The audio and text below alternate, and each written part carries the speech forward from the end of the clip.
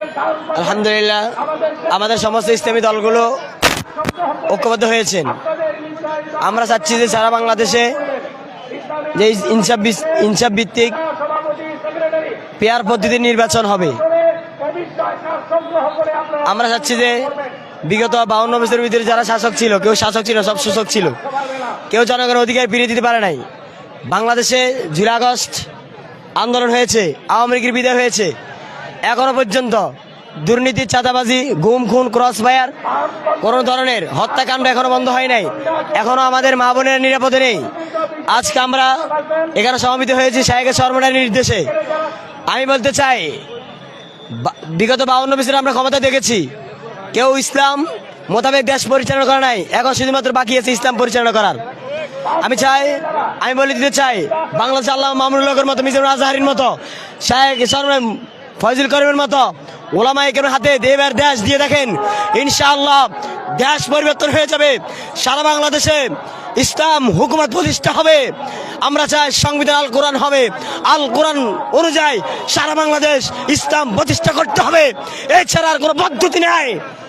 আমরা রক্ত দিয়েছি, জীবন দিয়েছি, সবকিছু দিয়েছি, কিন্তু এখন আমাদের ওদিকে পিরিয়ড পাই নাই। আমি চাচ্ছি যে ডক্টর ইউনূস সাহেব ক্ষমতা বসেছেন, উনি সংস্কার করছেন, কিন্তু পরিতাপের আমাদের দুঃখের বিষয় হলো উনি 20 টাকার নোটের মধ্যে মন্দিরের ছবি দিয়েছেন। এটা কিসের সংস্কার? আপনি এসব তামাশা আপনারা বন্ধ করেন, বাংলাদেশের মানুষ সবকিছু রুখে দেবে ইনশাআল্লাহ। বিএনপি তারেক রহমানকে বলবো, আপনাকে আমরা রেসপেক্ট করি, কিন্তু আমাদের স্পষ্ট ডিক্লেয়ার ঘোষণা হলো আপনারা যে পাগলদেরকে সামলান। আপনারা বিএনপির সাথে কিসের আপনি একাত্মতা পোষণ করেন? বিএনপি তো আওয়ামী লীগ তো স্বৈরাচার। আপনারা কি তাদের সাথে যোগ দিচ্ছেন, তাদের নিরাপত্তা দিচ্ছেন? তাহলে আপনারা বাংলাদেশের জায়গা পাবেন না। আমি বলে দিতে চাই, আওয়ামী লীগের যে পরিণত হয়েছে তার চেয়ে ভয়াবহ পরিণত হবে বিএনপির। এ ফখরুল আব্বাস, এ দুদু, তোমরা আছে ক্ষমতা, বিএনপি থেকে তোমরা নাম কেটে দাও।